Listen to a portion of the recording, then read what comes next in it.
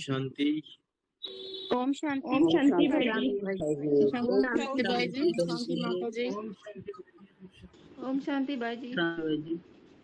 ओम शांति भाई जी। ओम शांति भाई जी। मुझे सबके आवाज से खुशी नजर आ रही है। ओम शांति। सब खुश है ना? जी भाई जी। जी भाई जी। जी भाई जी। जी ठीक भाई है। जी। 17वां अध्याय जो है श्रद्धात्रय विभाग योग, ठीक है, उसमें पहले श्लोक नंबर 1 से लेके श्लोक नंबर 10 तक हमने देखे थे। 11वें श्लोक से 20वां श्लोक, श्लोक नंबर 11 से 20 तक हम देखेंगे अभी। तो जो पिछले वाले श्लोक थे उसमें हमने सात्विक, राजसी और तामसी भोजन कौन से हैं इसके बारे में देखा था। और 11वें श्लोक से ये जो अध्याय है इसमें यज्ञ, तप और आहार, इन तीनों का सतो, रजो और तमो इसमें वर्गीकरण किया हुआ है। तो आहार का तो हमने देख लिया। अभी 11वें श्लोक से देखते हैं।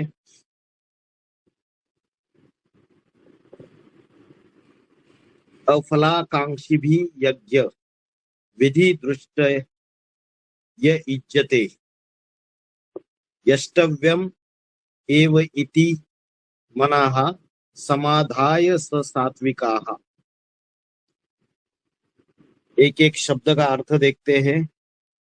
अफलाकांक्षी भी, अफलाकांक्षी भी इसका अर्थ है फल के कामना के रहित। इसका मतलब जो फल की कामना नहीं रखता या फल की इच्छा नहीं रखता, अफलाकांक्षी भी इस शब्द का अर्थ। उसके बाद विधि दृष्टाः, विधि माना जो गीता विधान है ना। भगवत गीता में भगवान ने जो ज्ञान दिया है, जो विधान किया है, या शिव बाबा की जो श्रीमत है, जो सच्ची गीता मुरलिया और अव्यक्तवाणियां है, उस श्रीमत विधि दृष्टाः, दृष्टाः माना समझा हुआ, उस श्रीमत द्वारा समझा हुआ। फिर आगे का शब्द है यष्टव्यम। यष्टव्यम, यष्टव्यम का अर्थ है यज्ञ सेवा। यज्ञ सेवा करना ही है, अनिवार्य है, माना कंपलसरी है। उसके बाद समाधाय, समाधाय का अर्थ है समाधान। इज्जते, इज्जते माना की जाती है, जाती है। तो ये अलग अलग शब्दों के अर्थ देके हमने अभी पूरे श्लोक का अर्थ समझते हैं।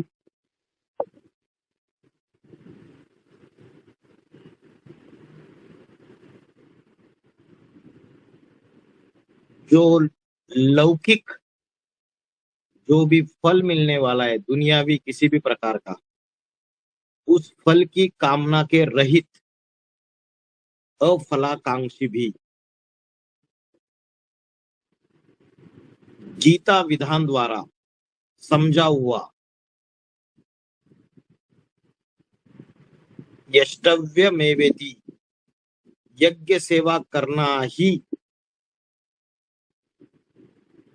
मतलब जो यज्ञ सेवा फल के कामना के रहित, माना फल की इच्छा ना रखते हुए, जैसे बोला है ना गीता में एक श्लोक है, कर्मण्येवाधिकार अस्ते माँ फलेषु कदाचिन, तेरा कर्म के ऊपर अधिकार है लेकिन फल की इच्छा नहीं करनी है। तो फल की इच्छा के रहित अगर कोई श्रीमत के अनुसार, जो सच्ची गीता में जो श्रीमत दी है भगवान ने, उसके अनुसार समझकर यज्ञ सेवा करता है,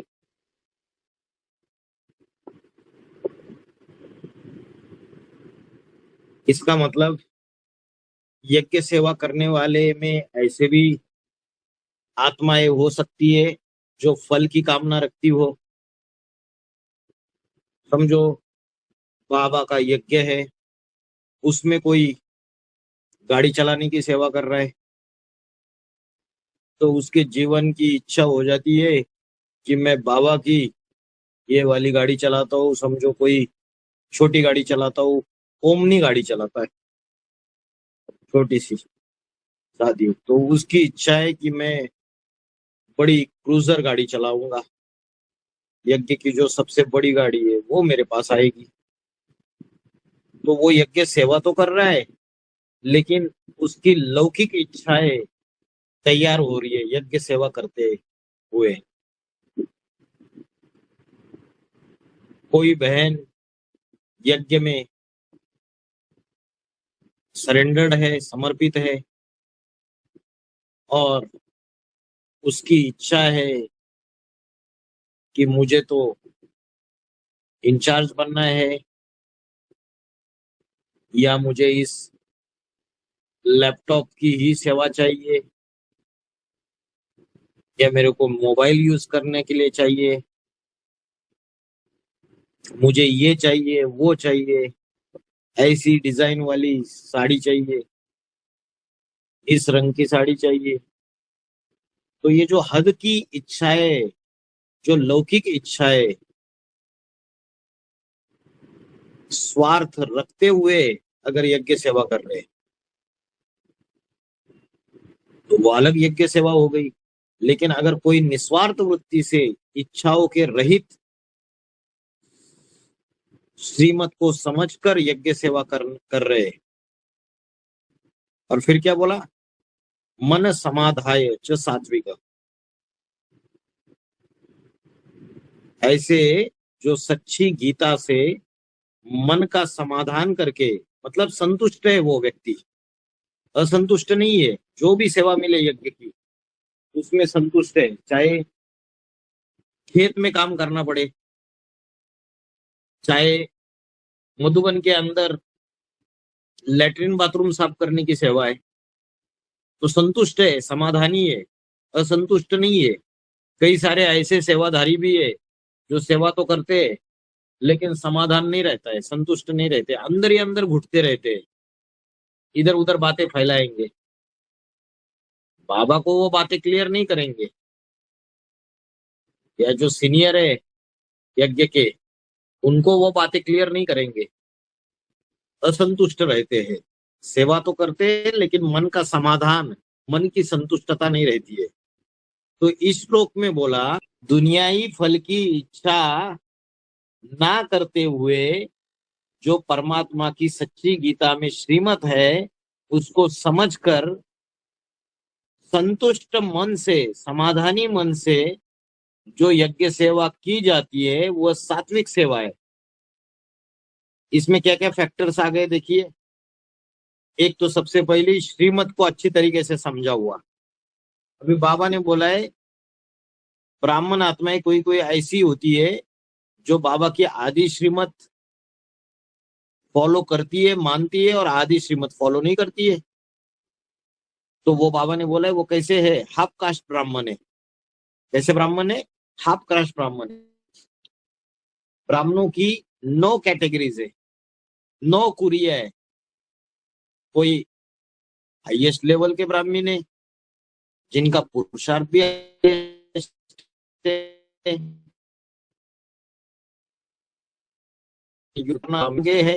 और जो श्रीमत है बाप की मुरली और अव्यक्त वाणियों में, उसको अपने जीवन में फॉलो करने में भी आगे है।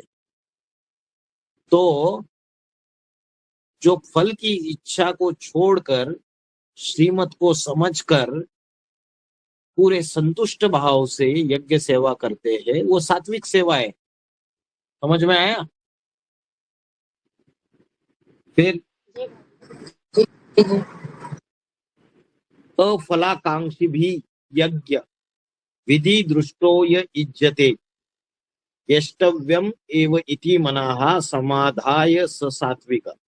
तो इसमें 3 फैक्टर्स आ गए। एक तो फल की इच्छा नहीं करनी है, दूसरी श्रीमत को अच्छी तरीके से समझना है, और तीसरी संतुष्ट मन से, हमारा मन में संतुष्टता होनी चाहिए। उससे जो यज्ञ सेवा की जाती है वो सात्विक सेवा है। संतुष्ट मन, कैसी भी परिस्थिति हो, कोई भी सेवा मिले, बाबा ने बोला है सेवा कोई छोटी बड़ी नहीं होती, सेवा सेवा होती है। उसमें भी कई कंपटीशन होती है, मुझे ये सेवा मिली, बाबा ने इस बहन को ये सेवा दी, इस भाई को ये सेवा दी, मुझे ये सेवा नहीं दी, तो उसमें भी ईर्ष्या द्वेष रहता है। तो जो भी सेवा मिले उसको संतुष्ट भाव से, समाधानी मन से, श्रीमत को अच्छे से समझकर और फल की इच्छा ना रखते हुए अगर सेवा करते तो वो सात्विक सेवा है।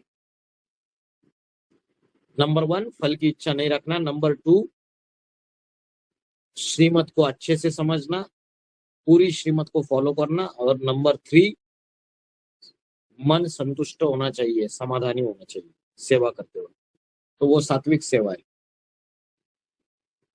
दूसरों की भी सेवा करते हैं, पर की सेवा करते हैं, लेकिन मन हमारा संतुष्ट नहीं है, समाधानी नहीं है, तो वो सेवा सेवा नहीं होती है, उल्टा और बोझ चढ़ जाता है।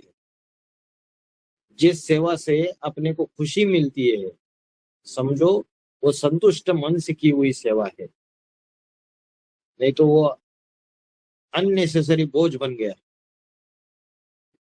बाबा ने बोला है सेवा का फल क्या है? सेवा का फल है मेवा, खुशी का मेवा। खुशी का मेवा, अगर चेहरे में प्रसन्नता आ रही है, खुशी आ रही है, तो आपकी सेवा सफल हो गई, अच्छी हो गई।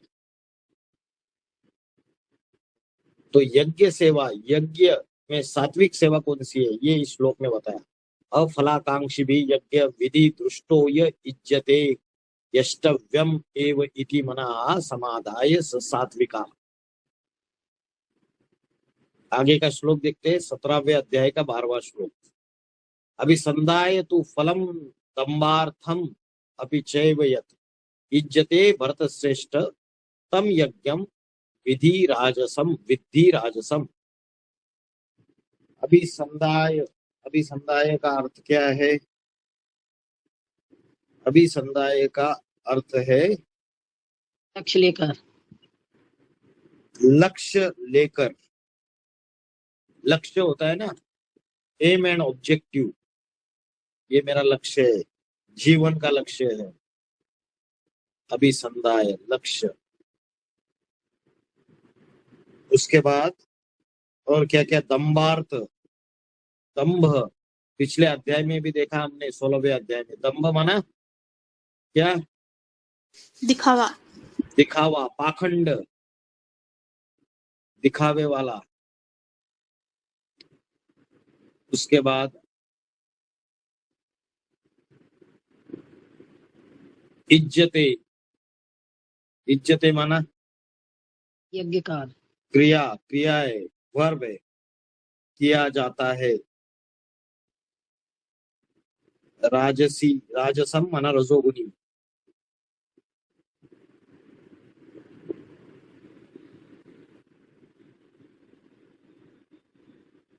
अपी माना भी।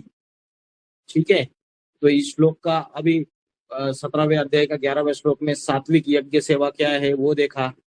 अभी रजोगुनी सेवा कैसी है? सेवा अपने आप को हम चेक भी कर सकते हैं। हम यज्ञ में, ईश्वर के यज्ञ में जो ज्ञान यज्ञ है, अविनाशी रुद्र गीता ज्ञान यज्ञ, अश्वमेध गीता ज्ञान यज्ञ, इस यज्ञ में कौन सी प्रकार की सेवा कर रहे हैं हम? सात्विक सेवा कर रहे हैं, राजसी सेवा कर रहे हैं या तामसी सेवा कर रहे हैं? तो जो राजसी सेवा है उसमें क्या है? फल का लक्ष्य लेकर। अभी आप बोलेंगे, कोई ये सोचता है कि मैं 108 की माला में आऊंगा, तो ये क्या गलत बात है? ये बात गलत नहीं है, क्योंकि बाबा ने मुरली में बोला है तुमको इस ज्ञान में रेस करनी है, रीस नहीं करनी है। क्या करना है? रेस करनी है, रीस नहीं करती है। पुरुषार्थ में रेस करनी है, रीस नहीं करनी है। रेस माना कंपटीशन, लक्ष्य बड़ा लेना है। रीस माना ईर्ष्या द्वेष, ईर्ष्या द्वेष नहीं करना है।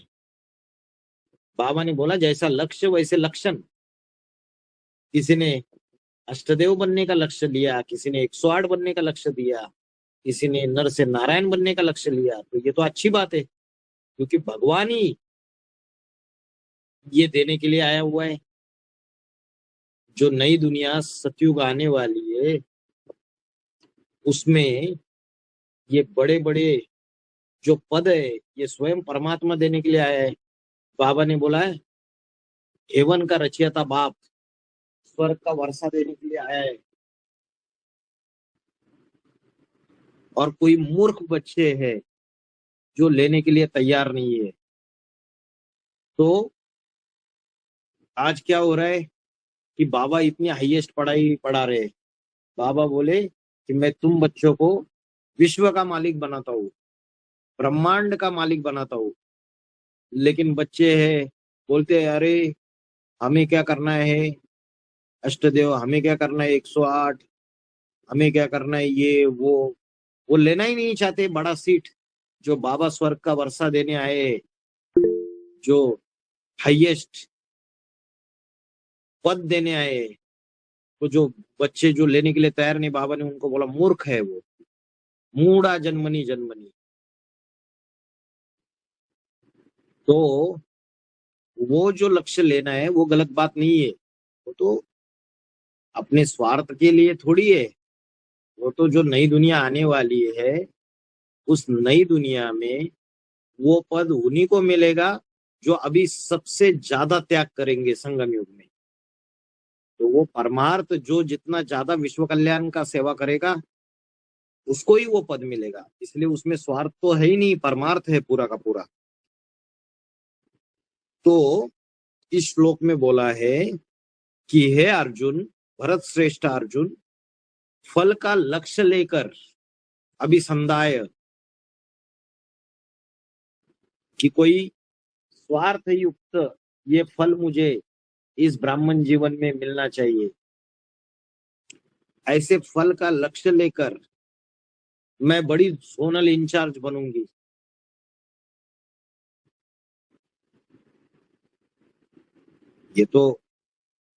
ये भी एक लौकिक प्रकार की इच्छा है ना, फल का लक्ष्य लेकर।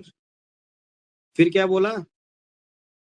दंभार्थ माना ऐसे ही दिखावेबाजी से या सांसारिक अभिमान रख के, पाखंड रख के, अपना बड़प्पन दिखाने के लिए, दिखावा करने के लिए जो सेवा की जाती है उस यज्ञ सेवा को रजोगुनी सेवा जान। एक तो वो दंभ माना दिखावे वाली सेवा है, पाखंड है, और जिसमें फल का लक्ष्य है। कोई भी सेवा कर रहे हैं बाबा की, समझो किसी को ज्ञान ही सुना रहे और उसमें अगर स्वार्थ है वो ज्ञान सुनाते वक्त कि अरे भाई हम इनको ज्ञान सुना रहे तो इनका बड़ा मकान मिल जाएगा, यहाँ बाबा का ये हो जाएगा, स्वार्थ युक्त सेवा कर रहे हैं हम, ठीक है। तो कोई फल की अपेक्षा लेके अगर सेवा कर रहे हैं, अरे ये भाई साहब अगर ज्ञान में आ जाएंगे तो इनकी बड़ी कंपनी में मेरे बेटे को नौकरी मिल जाएगी, तो उस फल की आकांक्षा लेके, लक्ष्य लेकर ज्ञान सुना रहे हैं। तो वो स्वार्थ युक्त ज्ञान जो है उससे वारिसदार क्वालिटी बाबा के बच्चे तैयार नहीं होंगे, राजा क्वालिटी के। तो फल का लक्ष्य लेकर सांसारिक अभिमानार्थ दिखावे के लिए, अपना बड़प्पन दिखाने के लिए जो सेवा की जाती है, अपने को प्रत्यक्ष करने के लिए, उस यज्ञ सेवा को रजोगुनी सेवा जान, कर्मेंद्रिय प्रधान, द्वैतवादी दैत्यों की कर्मेंद्रिय प्रधान रजोगुनी सेवा जान। तो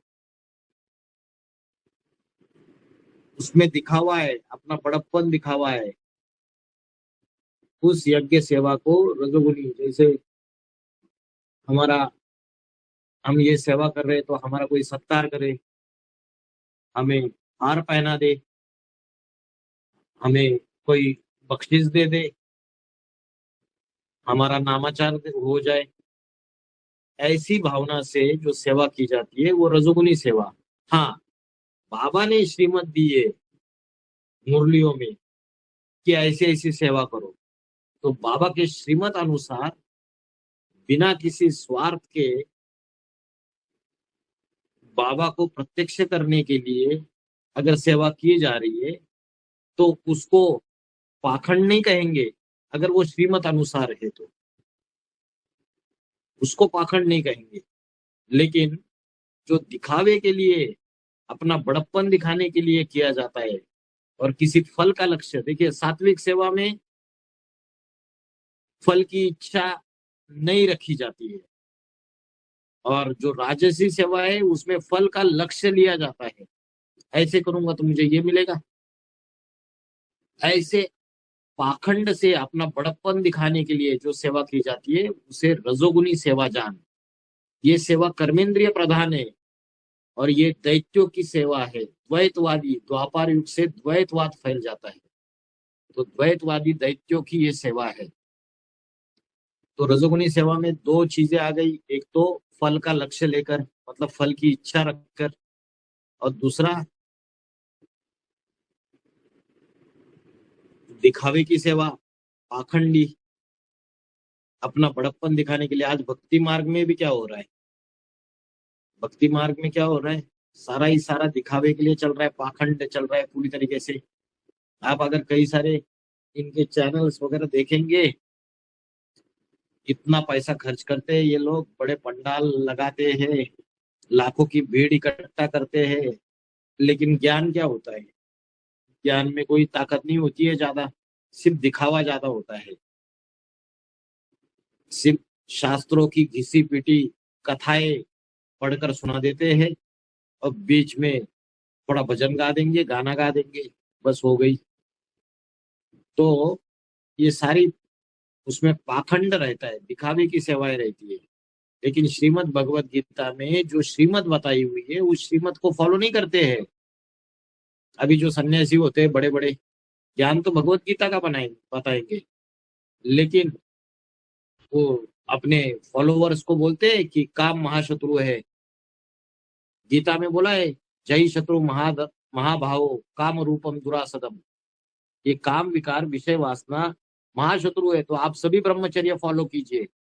सन्यासी ऐसे बोलते हैं क्या सभी को ब्रह्मचर्य गृहस्थियों को फॉलो करने के लिए? अरे अगर ऐसा बोलेंगे तो उनकी दुकान तुरंत बंद हो जाएगी, और जो गृहस्थी है वो आएंगे ही नहीं ज्ञान सुनने के लिए। तो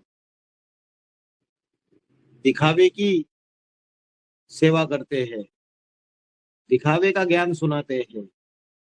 जो सत्य परमात्मा का जो गीता का विधान है वो एज इट इज नहीं बताते हैं, डर रहता है उनको। तो ऐसी जो यज्ञ सेवा है वो रजोगुनी सेवा है।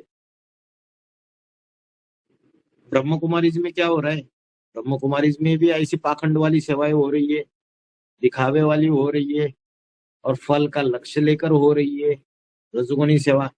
और एडवांस पार्टी का क्या हाल है, एडवांस पार्टी में भी कई ऐसे हैं जो दिखावे की सेवा करते हैं, किसी पर्टिकुलर फल का लक्ष्य लेके। उसमें शिव बाबा को प्रत्यक्ष करना या आध्यात्मिक विश्वविद्यालय का नाम सारे जन जन तक पहुंच जाए, बाबा का ज्ञान जन जन तक पहुंच जाए, ऐसा कोई भी भाव नहीं रहता है। अपना बड़प्पन, अपने को दिखाने के लिए और फल, कोई सांसारिक फल या कोई कामनाओं का लक्ष्य लेकर ये सेवाएं की जाती है, वो रजोगुनी सेवाएं।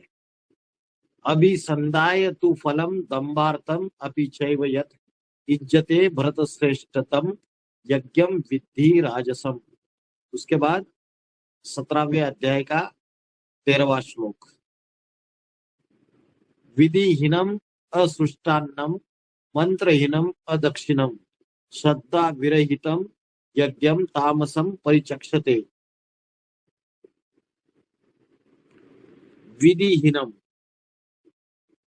विधिहीनम माना जो गीता का विधान है या संविधान है, जो श्रीमत है, उसको छोड़कर। विधिहीनम, श्रीमत को छोड़कर या श्रीमत से रहित। फिर आगे का शब्द है मंत्रहीनम, जो महामंत्र है उसके रहित। बाबा ने मुरली में क्या बोला, कौन सा महामंत्र है? मन मना भव। मन मना भव मध्याजी भव। मेरे मन में समा जा। जो मेरे मन के अंदर संकल्प है, कौन से संकल्प है उसके अंदर? कि निराकारी, निर्विकारी, निरंकारी दुनिया तैयार हो जाए, आत्मा सतोप्रधान बन जाए, स्वर्गीय संगठन स्थापन हो जाए। ये उसके अंदर, मन के अंदर संकल्प है। मेरे मन के संकल्पों में समा जा, मन मना भव मध्याजी भव। मध्याजी भव का अर्थ क्या है? मेरे अर्थ यजन कर। जो भी कर्म करता है, यजन, जो भी कर्म करता है वो मेरे अर्थ कर, अपने स्वार्थ के लिए न कर, ईश्वरीय सेवार्थ कर। तो ये महामंत्र है। लेकिन ज्ञान में चलने वाले ऐसे भी है, इस महामंत्र को फॉलो करते ही नहीं है। मन मना भव मध्याजी भव। बाप एक दिशा में लेकर जा रहा है और बच्चा उसके उल्टी दिशा में चाल चल रहा है। बाप निर्विकारी बनने का ज्ञान दे रहा है और बच्चे विकारों में गोते खा रहे हैं। बाप आत्मिक स्थिति में रहने का ज्ञान दे रहा है और बच्चे देहाभिमान में पड़े हुए हैं। बाबा ने बोला है ना, जो गधा है ना, वो बार बार उसको कितना भी नहलाओ धुलाओ, वो देहाभिमान की मिट्टी में लौटता रहता है।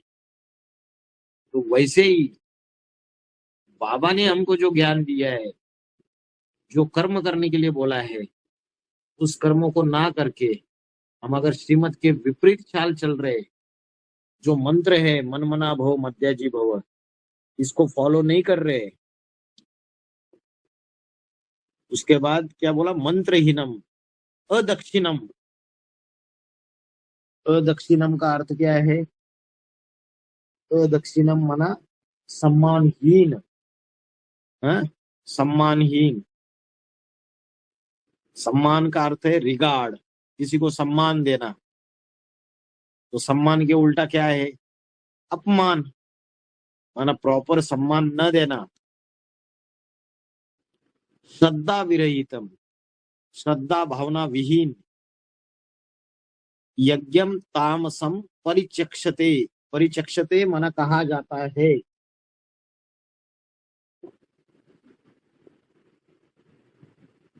असृष्टान्नम, असृष्टान्नम,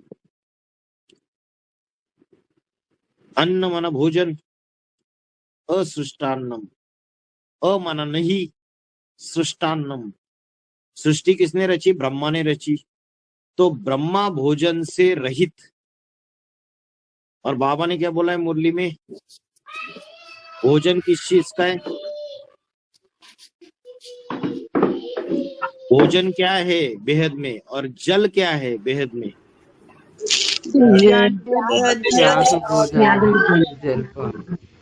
याद जो है, बाबा की जो याद है, परमात्मा की जो याद है, वो भोजन है। और ज्ञान, उसका जो ज्ञान है वो जल है। तो अगर किसी को बाबा की याद ही नहीं आती है, ना अमृत वेला उठते हैं, ना दत्त चित्त होके, एकाग्र चित्त होके मुरली सुनते हैं, ना याद का क्लास अटेंड करते हैं, तो ब्रह्मा भोजन से रहित हो गए ना। जो ब्रह्मा है, जो परम ब्रह्म है, जो परमात्मा पाठधारी है, उसको याद ही नहीं करते हैं। तो ब्रह्मा भोजन से रहित, असृष्टान्नम विधिहीनम, जो गीता का जो विधान है, जो मुरलियों की श्रीमत है, उसको फॉलो नहीं करते हैं। जो बाबा की याद है उसमें कच्चे हैं, याद करते नहीं है, सवेरे से लेकर रात तक देहदारियों को याद करते रहते हैं, दुनियाई धंधों में रहते हैं। तो ब्रह्मा भोजन से रहित, असृष्टान्नम मंत्रहीनम, जो मनमना भव मध्याजी भव, ये जो मंत्र है इसको फॉलो नहीं करते हैं। मेरे मन में समा जा, मेरे अर्थ कर्म कर, मध्याजी भव, मेरे अर्थ यजन कर, कर्म कर। जो कर्म करता है वो स्वार्थ युक्त कर्म ना करते, मेरे अर्थ कर। इन महामंत्रों को जो फॉलो नहीं करता है, स्वार्थ युक्त कर्म करता है, अर्थ नहीं करता है, अदक्नम और सम्मानहीन, ईश्वर का आदर भी नहीं करता है, रिगार्ड नहीं करता है। बाबा ने बोला जो रेगुलर और पंक्चुअल क्लास करते हैं वो टीचर का रिगार्ड रखते हैं, टीचर का सम्मान करते हैं। लेकिन जो रेगुलर और पंक्चुअल क्लास अटेंड नहीं करते हैं वो कैसे हो गए? सम्मानहीन तथा श्रद्धा विरहितम, श्रद्धा भावना रहित, श्रद्धा भावना विहीन यज्ञ जो है वो तामसी कहा जाता है।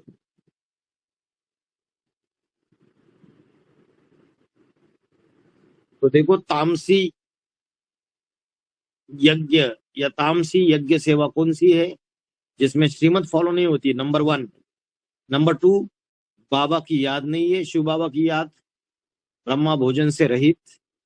नंबर 3, मनमना भव मध्याजी भव, ये जो महामंत्र है, योगी बनो पवित्र बनो, ये सारे मंत्र है। पवित्रता फॉलो करो, योगी बनो, मनमना भव मध्याजी भव, मेरे अर्थ यजन कर, कर्म कर, जो कर्म कर रहा है मेरी याद में कर। ये सारे मंत्र अपने जीवन में फॉलो ही नहीं करते। संगम भी शूटिंग पीरियड में ये सारे मंत्रों को अपने जीवन में फॉलो नहीं करते। वो फिर सम्मानहीन, जो बाबा का, बाबा के यज्ञ का, बाबा के परिवार का रिगार्ड नहीं करते हैं।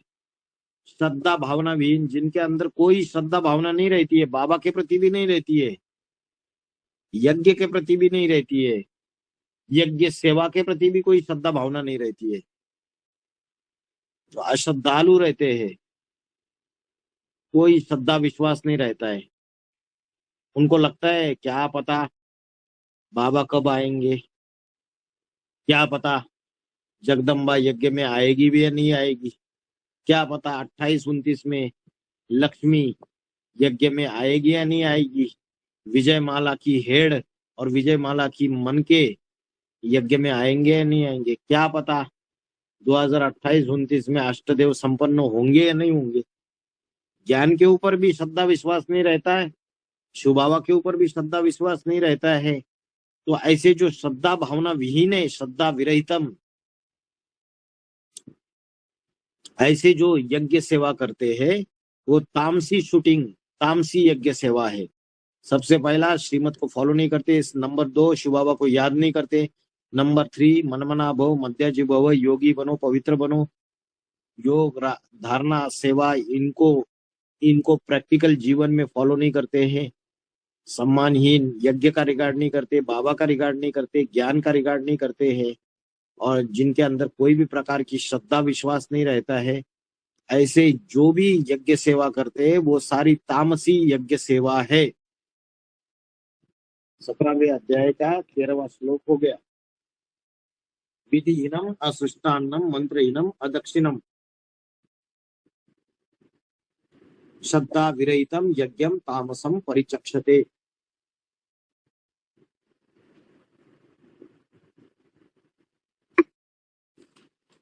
फिर नेक्स्ट श्लोक 17वें अध्याय का 14वां श्लोक।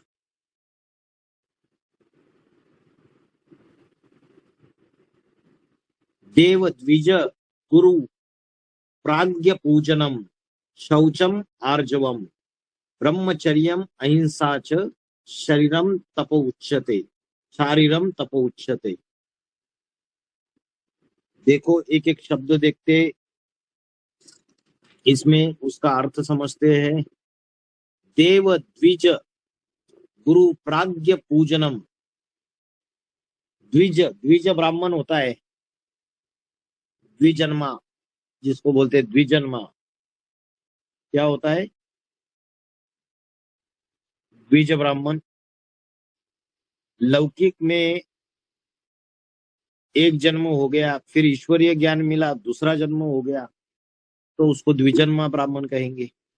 या तो और पहले ब्रह्मा का ज्ञान मिला कि हम ब्रह्मा की संतान है, शिव बाबा की संतान है, ब्रह्मा की मूर्ति का पता चल गया है, अलौकिक जन्म हो गया। ब्रह्मा कुमारी में बीके में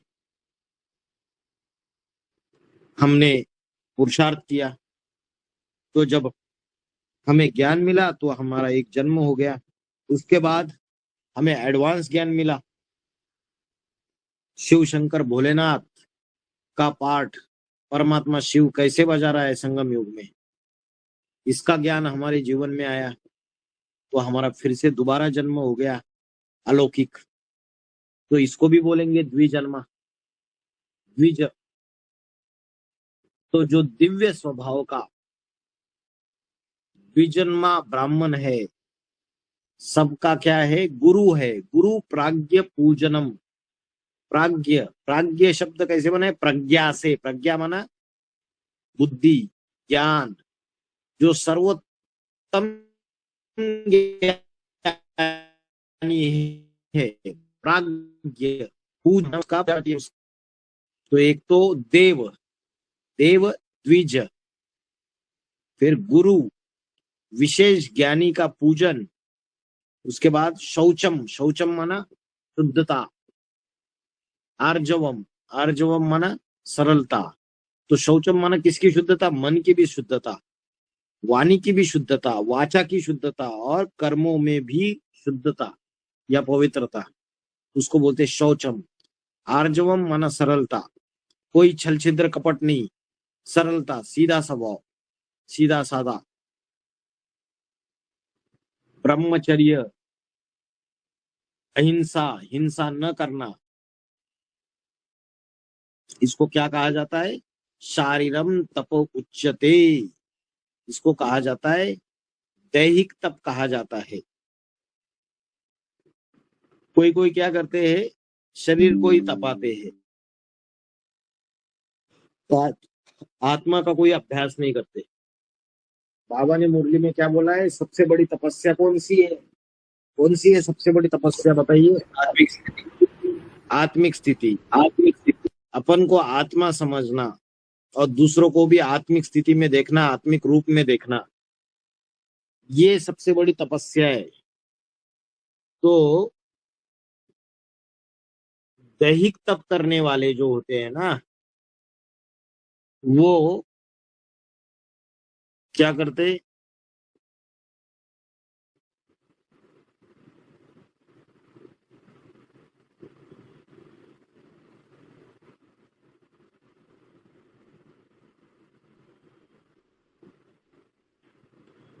गुरु, कोई गुरु पकड़ लेंगे, कोई विशेष ज्ञानी है, वो अच्छा ज्ञान सुनाता है, उसको पकड़ लेंगे।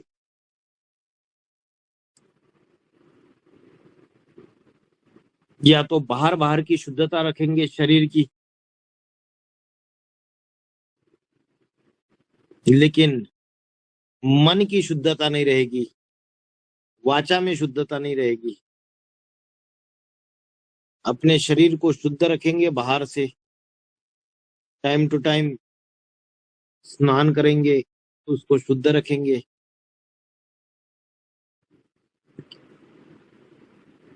फिर ब्रह्मचर्य फॉलो करेंगे और किसी भी शुद्र प्राणी की हिंसा नहीं करेंगे।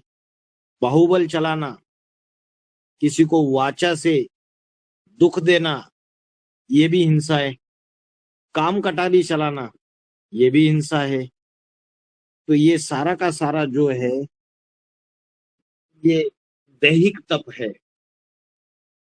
ये आत्मिक स्थिति का तपस्या नहीं है कि मैं आत्मा ज्योति बिंदु स्वरूप हूं और जो परमात्मा बाप है वो भी ज्योति बिंदु स्वरूप है।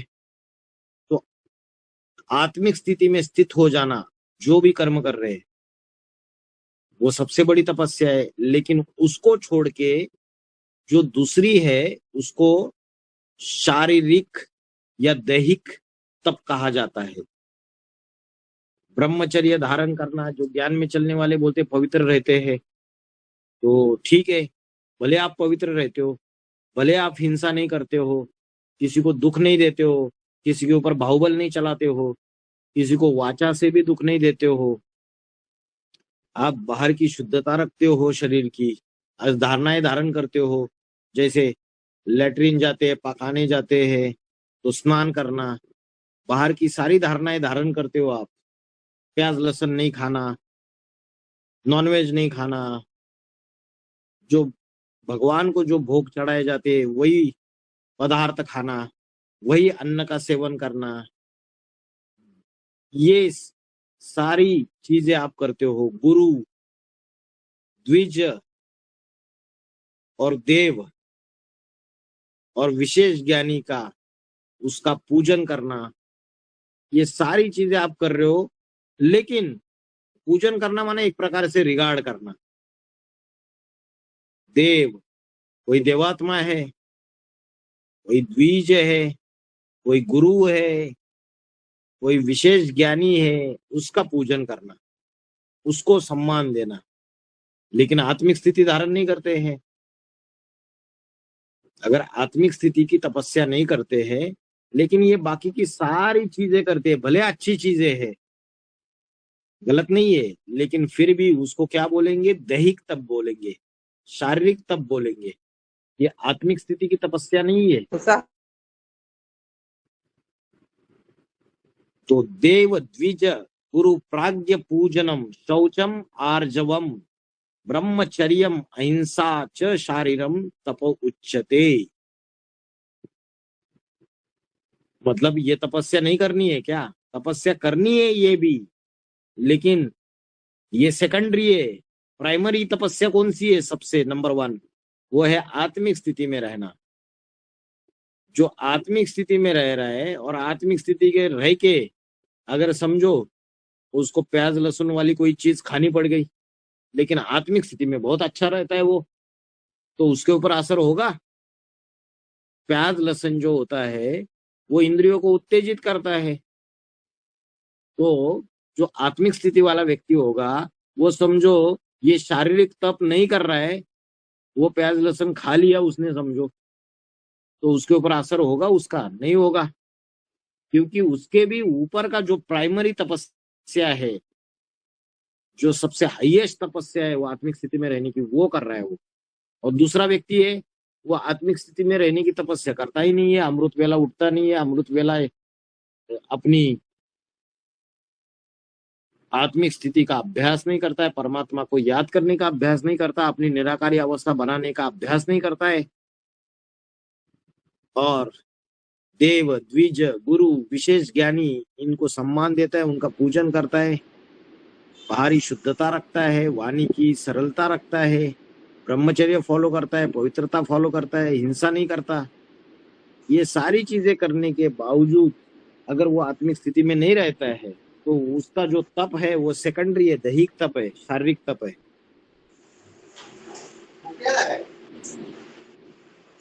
फिर नेक्स्ट 17वें अध्याय का 15वां श्लोक, अनुद्वेग करम वाक्यम सत्यम प्रिय हितम चयत। अनुद्वेग करम वाक्यम सत्यम प्रिय हितम चयत।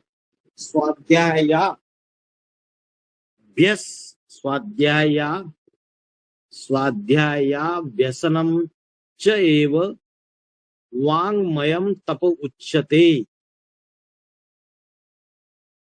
अनुद्वेग करम, उद्वेग ये शब्द कैसे बना है? अन उद्वेग। उद्वेग माना दूसरों को उद्वेग, उद्वेग करना, कष्ट देना, दुख देना। तो अनु उद्वेग, औरों को कष्ट न पहुंचाने वाली, अनु उद्वेग करम,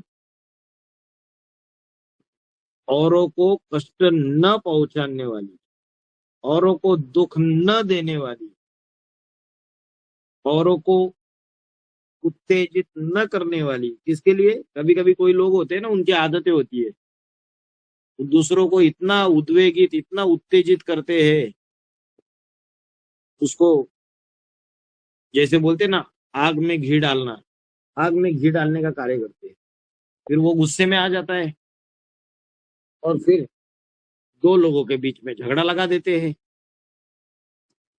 तो अपने और परायों को उद्वेगित न करने वाले, अनुद्वेग करम, उत्तेजित न करने वाले, या उसको और क्या बोलेंगे? कष्ट न पहुंचाने वाले। फिर आगे क्या है? प्रिय हितम, जो प्रिय और हितकारी हो।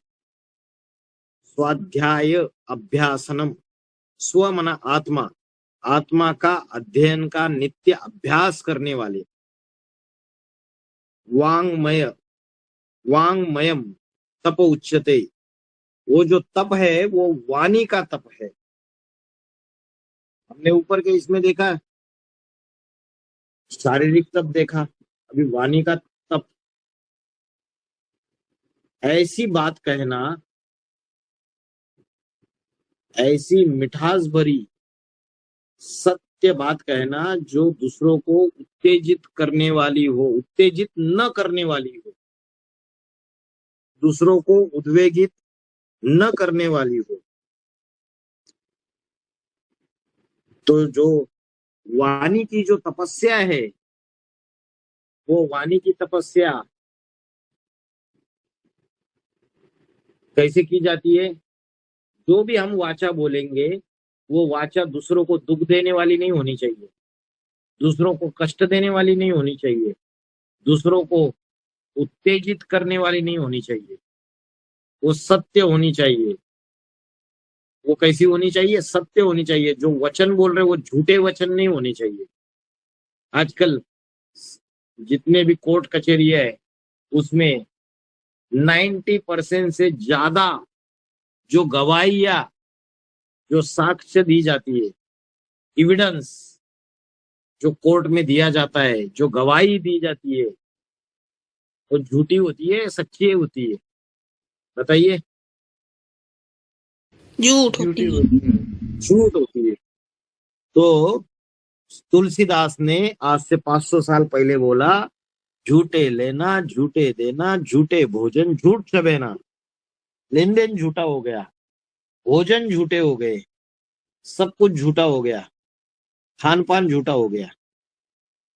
तो 500 साल के बाद दुनिया की अभी हालत क्या हुई रहेगी? आज झूठ का बाजार गर्म है पूरा का पूरा। आप झूठ बोलोगे धंधे में तो आपका धंधा अच्छा चलेगा। आप हर चीज में झूठ बोलोगे तो आपका फायदा ही फायदा है। रामचंद्र कह गए सिया से, ऐसा कलयुग आएगा, हंस चुभेगा दाना और कौवा मोती खाएगा। कौवे जैसी काव काव करने वाली आत्माएं, जिनको गंदी गंद खाना पसंद है, विषय विकारों का,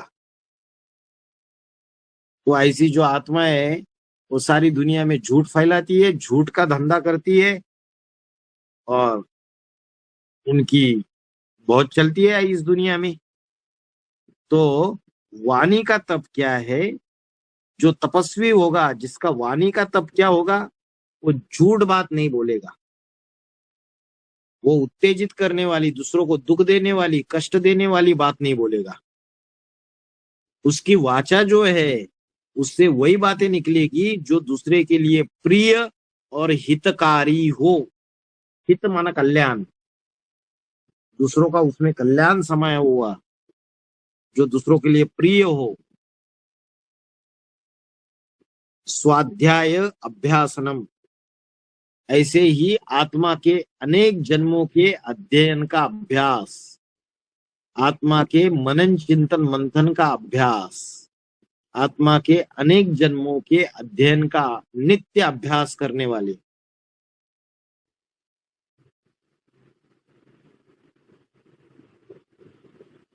उनकी वाचा से सत्य बात निकले, दूसरों को उत्तेजित करने वाली कष्टदायी वाणी न निकले, उनकी वाचा दूसरों के लिए प्रिय और कल्याणकारी हो, हितकारी हो, और जो आत्मा का नित्य अध्ययन करते हो, अभ्यास करते हो, आत्मा के अनेक जन्मों के बारे में मनन चिंतन मंथन करते हो, ऐसी जो गुण धारण करते हैं उसको क्या बोला जाता है? वाणी का तप कहा जाता है। शरीर का तप ब्रह्मचर्य में है, हिंसा न करने में है, शरीर की शुद्धता में, सरलता में है, ये दैहिक तप है।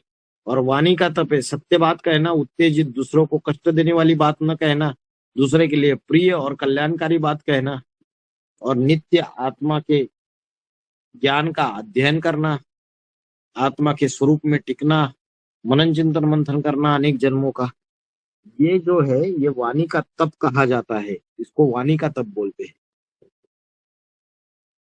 शरीर का तप, शरीर से तो कर्म किए जाते हैं।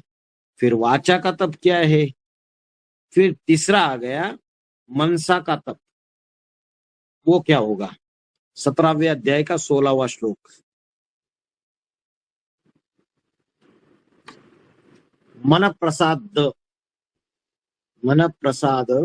सौम्यत्वम मौनम आत्म विनिग्रह भाव संशुद्धि रित्तेत तपो मानसम उच्यते। मन प्रसाद, प्रसाद माना प्रसन्नता, मन की प्रसन्नता। सौम्यत्व माना सौम्य, एक होता है सौम्य और एक होता है, बोलते हैं ना ये बड़ा सौम्य है, और एक होता है बड़ा प्रखर। सौम्य माना शांत भाव। फिर नेक्स्ट है मौनम। तो जो मौन है, मौन माना मुख का मौन नहीं, मन के संकल्पों से मौन। बाबा ने बोला है मुरली में, मन के मौन से नई रंगत निकलेगी। एक है मुख का मौन और एक है मन के संकल्पों का मौन। जो वाचा से भगवान का नाम लेते, माला जापते हैं, मुख से तो राम नाम राम नाम राम राम राम राम कहते रहते हैं, लेकिन मन जो है वो भटकता रहता है। कोई बोलते हैं हमने मौन व्रत रखा है, तो दिन भर किसी से बात नहीं करते हैं, लेकिन मन के संकल्प इधर उधर भटकते रहते, मन चंचल होता रहता है। तो असली मौन जो है वो मन के संकल्पों का मौन है, सिर्फ वाचा का मौन असली मौन नहीं है। तो यहाँ क्या बोला? मौनम, मन के संकल्पों का मौन, आत्म विनिग्रह, आत्मा का विशेष संयम, भाव संशुद्धि, मनोभावों की विशेष शुद्धि। यह इतना मानसिक तप कहा जाता है। तो मानसिक तप क्या है? जिसका मानसिक तप अच्छा है, मानसिक तपस्या, उसका मन प्रसन्न होगा, आत्मिक रूप होगा, उसका शांति भाव होगा।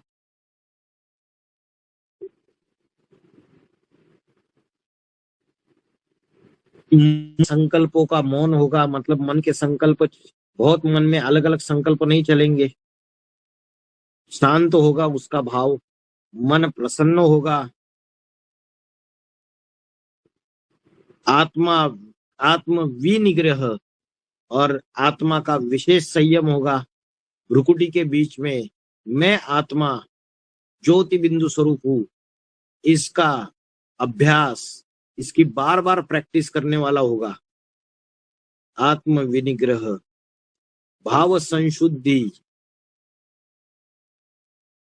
भाव संशुद्धि, जो मनोभाव है, हमारे मन के जो अलग अलग भाव है, उसकी विशेष शुद्धि।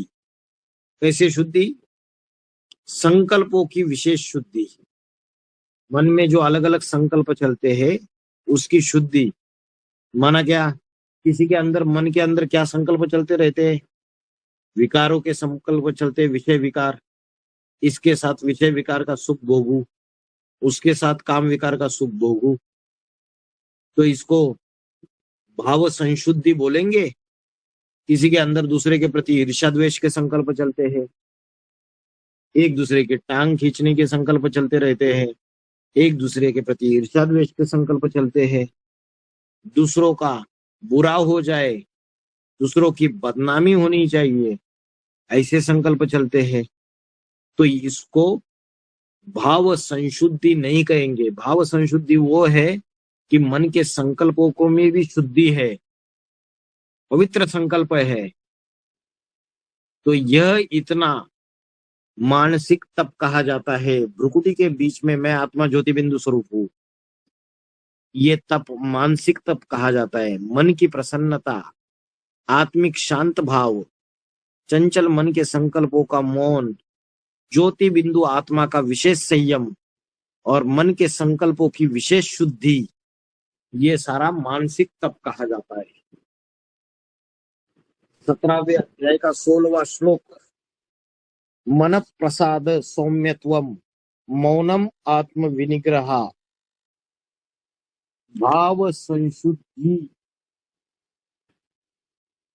इति एतत् तप मानसम उच्यते।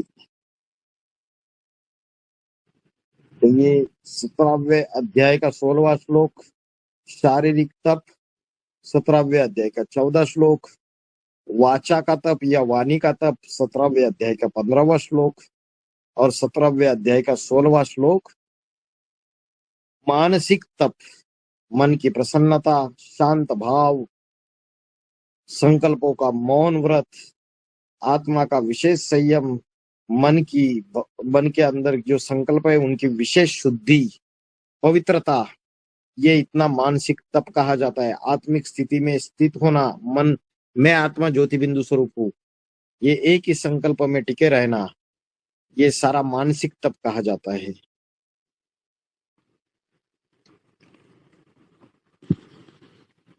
उसके बाद 17वें अध्याय का 17वां श्लोक, श्रद्धया परया तप्तम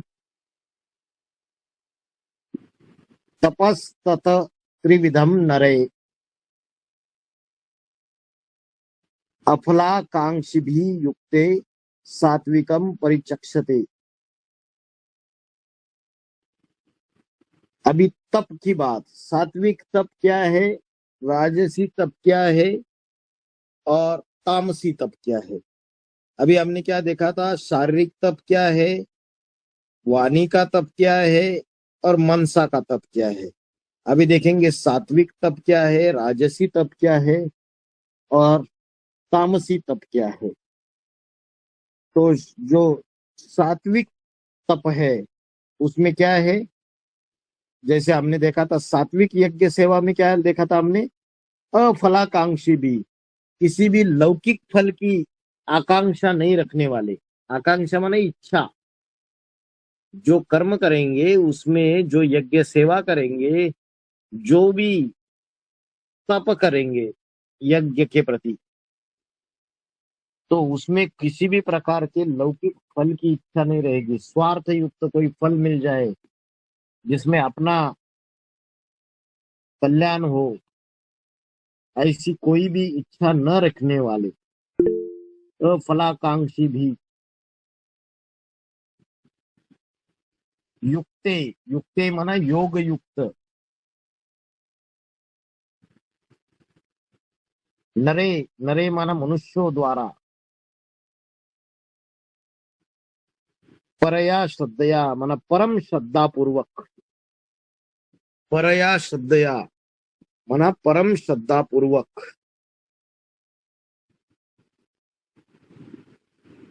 तप्तम, तप्तम माना किया गया, तत् माना वह,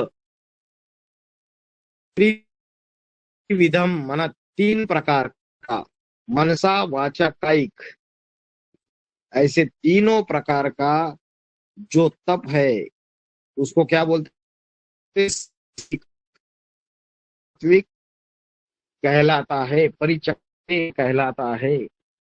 अभी पूरे श्लोक का अर्थ देखते हैं। किसी भी सांसारिक फल की इच्छा से रहित,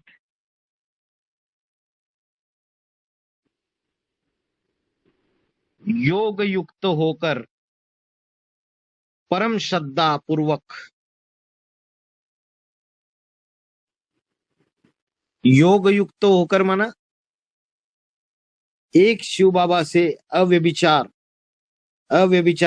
योग लगाना, एक शिव बाबा की अव्यभिचारी याद करना।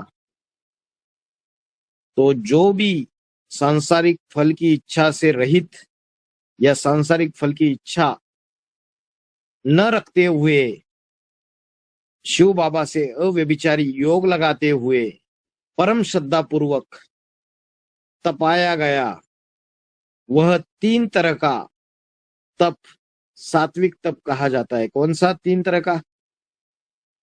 शारीरिक, वाचा का और मनसा का। मनसा, वाचा और कायिक, ऐसे तीनों प्रकार के जो तप है वो सात्विक कहा जाता है। किसी फल की इच्छा ना रखना, पहला फैक्टर। योग युक्त होकर, योग युक्त होना मना अपने को आत्मा समझ के परमात्मा को याद करना, उसको बोलते योग युक्त। परम श्रद्धा पूर्वक, पूरा श्रद्धा विश्वास रखना, ज्ञान के ऊपर श्रद्धा विश्वास रखना। बाबा ने जो ज्ञान सुनाया है, बाबा के ऊपर श्रद्धा विश्वास रखना, अष्ट देवों के ऊपर श्रद्धा विश्वास रखना, ईश्वरीय परिवार के ऊपर श्रद्धा विश्वास रखना। तो परम श्रद्धा पूर्वक तपाया गया वह 3 तरह का जो ज्ञान है, तप है, सॉरी ज्ञान नहीं, तप है, मनसा, वाचा और कायिक, वो तप सात्विक तप कहा जाता है। क्या फैक्टर है इसमें? एक तो फल की इच्छा नहीं रखनी है, दूसरा योग युक्त होकर करना है कर्म, आत्मा समझ के परमात्मा की याद करनी है, परम श्रद्धा पूर्वक करनी है। ऐसे जो 3 तरह का ये जो तप है, मनसा, वाचा, कायिक, इसे सात्विक तप कहा जाता है।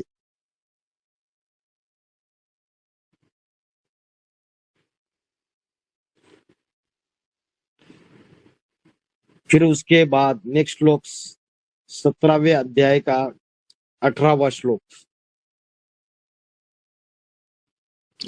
सत्कार मान पूजार्थम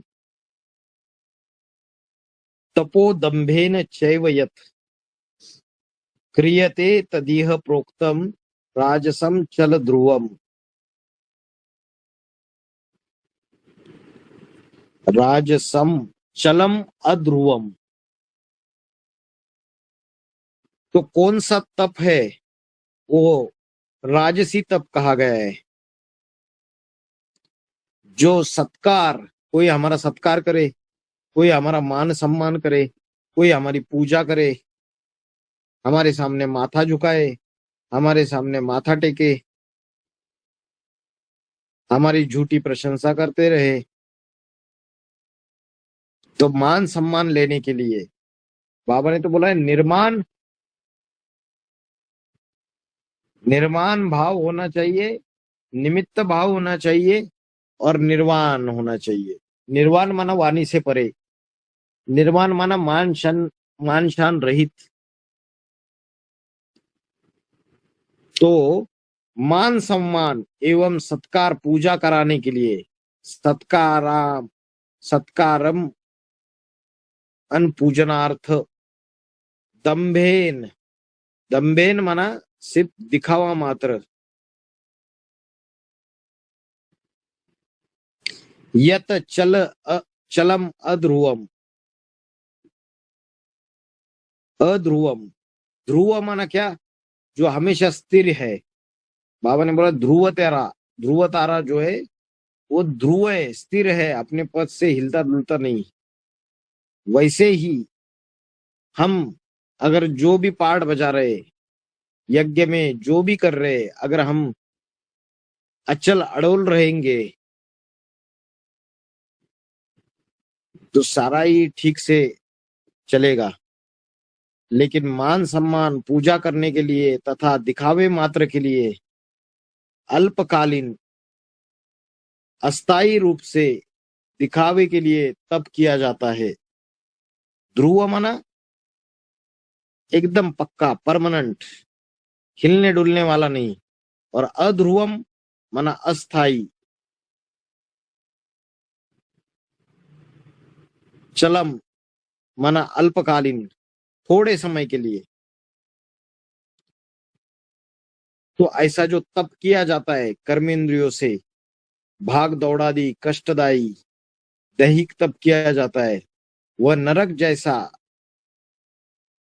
शूटिंग पीरियड में जो कर्मेंद्रियों से जो तप किया जाता है वो राजसी कहा जाता है। राजसी तप का कब कहा जाता है? जब उसने मान सम्मान लेने की इच्छा है, अपना सत्कार हो जाए, अपनी पूजा करे लोग, और जो दिखावे मात्र के लिए सारा तप कर रहे, अल्पकालीन है, सदा काल का नहीं है, अस्थाई है और कष्टदायी है, ऐसा जो तप है वह नरक जैसा राजसी कहा गया है।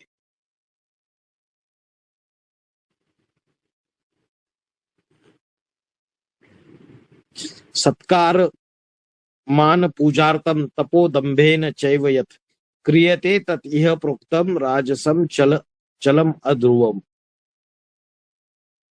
मान सम्मान एवं पूजा करने के लिए तथा अभिमान से समाज में दिखावा मात्र जो अल्पकालीन अस्थायी कर्मेंद्रियों से भाग दौड़ा दी जो दैहिक तप किया जाता है वह नरक जैसा राजसी कहा गया है।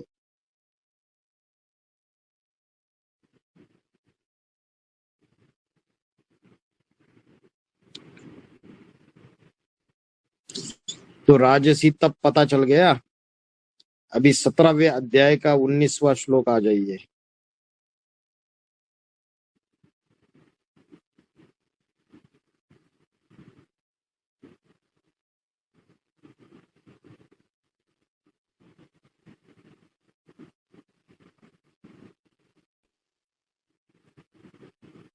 तो राजसी तप में क्या बोला?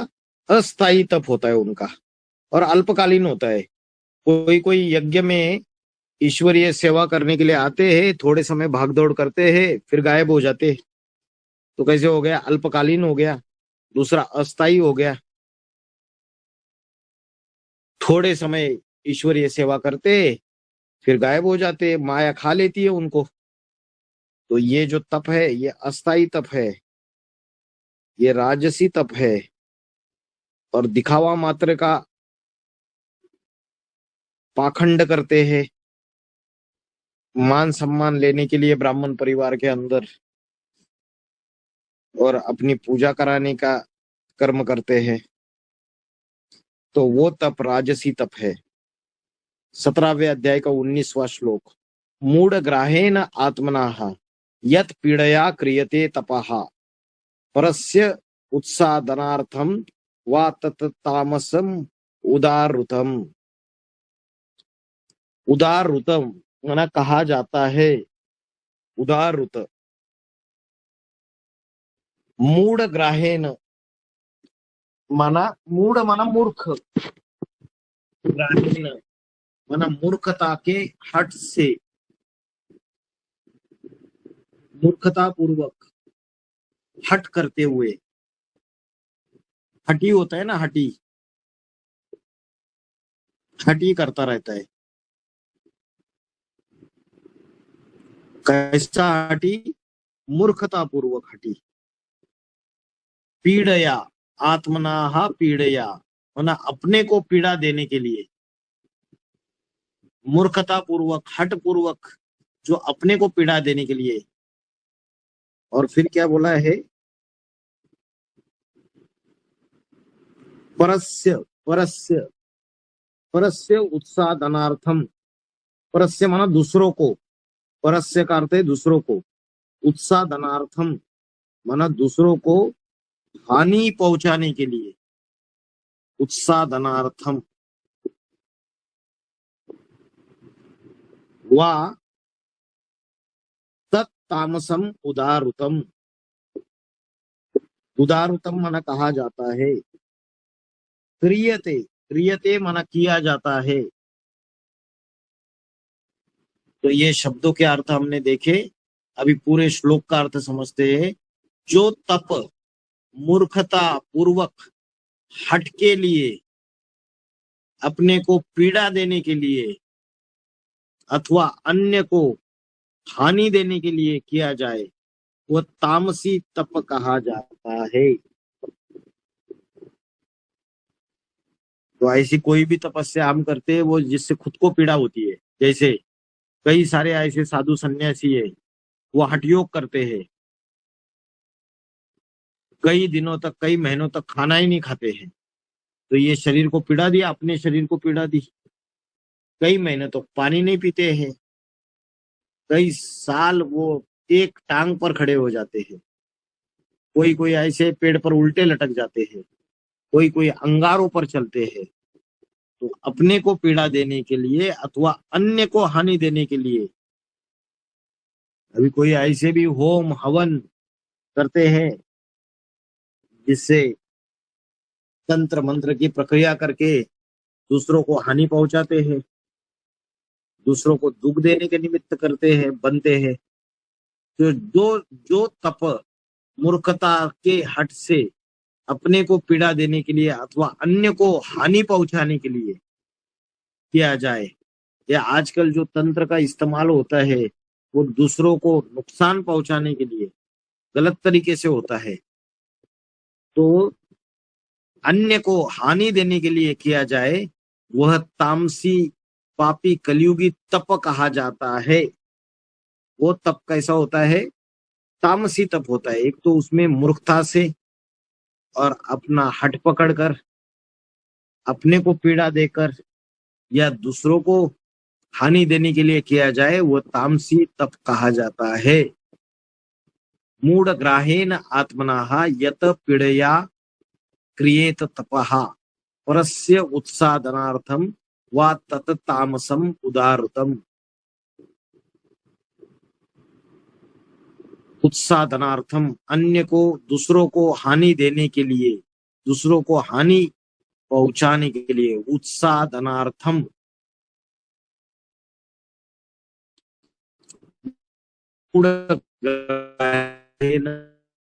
से। उसके बाद नेक्स्ट श्लोक है 17वें इति यत दानम क्रियते अनुपकारी देशे कार्ये सात्विकम स्मृतम। अभी ये तो तप की बात हो गई 19वें श्लोक तक। अभी दान, जो दान होता है वो भी 3 प्रकार का होता है, यज्ञ सेवा भी 3 प्रकार की होती है, तप भी 3 प्रकार का होता है, और आहार भी 3 प्रकार के होते हैं। तो दान भी सात्विक, राजसी और तामसी होता है। दातव्यम, दातव्यम का अर्थ क्या है? देना ही कर्तव्य है।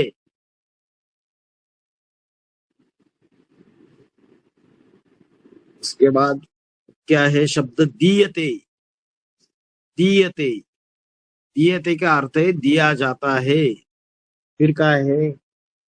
अनुपकारिणे, अनुपकारिणे मतलब बदले में उपकार करने में असमर्थ। अनुपकारिणी का अर्थ है बदले में उपकार करने में असमर्थ।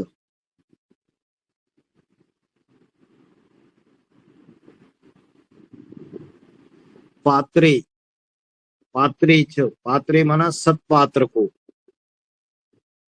बाबा ने बोला है ना, पात्र देखकर दान देना चाहिए। तो जो दान है वो कौन सा दान सात्विक दान है? तो उसके लिए इस श्लोक में बताया जिसमें देना ही कर्तव्य है। हमें किसी से लेना नहीं है, लेकिन दूसरों को देना ही देना है। जैसे बाबा ने बोला देवता, देवता का अर्थ है जो दाता है, जो देने वाला है। हाथ पसार के मांगने वाला नहीं है। तो जो समझते हैं हमारा दान देना ही कर्तव्य है, ऐसा समझकर जो दान बदले में उपकार करने में असमर्थ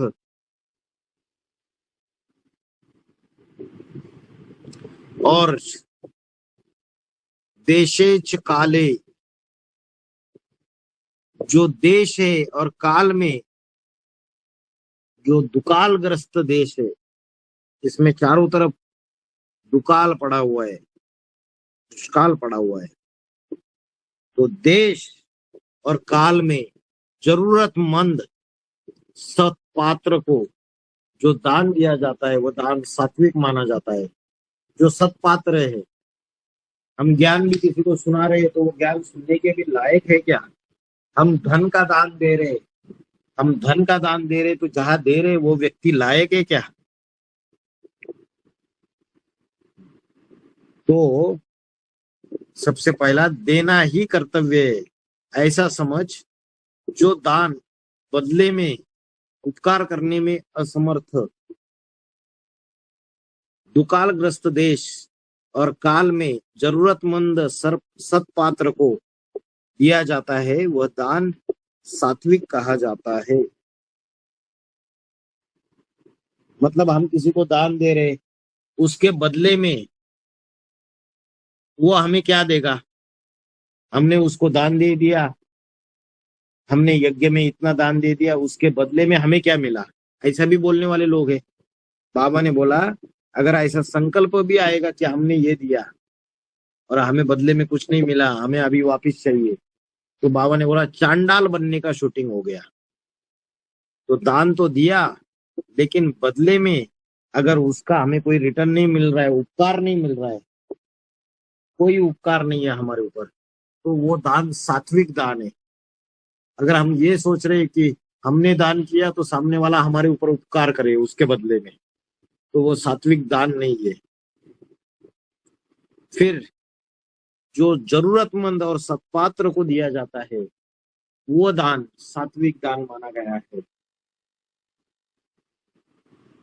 जो जरूरतमंद को दिया जाता है और जो ये समझ के दिया जाता है कि देना ही मेरा कर्तव्य है। देवता माना दाता, दाता माना जो देने वाला है, दान देने वाला, देवता नहीं। तो मेरा कर्तव्य ही देना, मुझे देना ही देना है, दूसरों को बांटना ही बांटना है, मेरा जीवन ही उसके लिए है, ऐसा समझकर जो दूसरों से उसके बदले में कोई अपेक्षा नहीं रखता है, कोई उपकार करे हमारे ऊपर इस दान के बदले, ऐसे अपेक्षा नहीं रखता है। और देश और काल में जो जरूरतमंद जो सत्पात्र है, जिनको जरूरत है और जो देने के लायक है सत्पात्र, ऐसा जो दान किया जाता है वो सात्विक दान किया जाता है। धन का दान है, ज्ञान का दान है, शरीर का दान है, तन का दान है, मन का दान है, मन के संकल्पों का दान है, ये सारा इसको दान बोलते हैं। और अगर वो दान कर्तव्य समझ के किया जाए और बदले में किसी भी उपकार की अपेक्षा ना रखी जाए और सत्पात्र को जरूरतमंद को दिया जाए तो उस दान को सात्विक दान कहा जाता है। दातव्यम इति यत् दानम् हीयते अनुपकारिणे देशे काले च पात्रे च तद्दानम सात्विकम स्मृतम। समझ में आया सभी को 10 श्लोक? जी भाई जी। ज्यादा फास्ट तो नहीं हुआ? ज्यादा स्पीड है क्या? नहीं भाई जी, नहीं जी। ठीक है ना? ठीक है स्पीड भाई जी।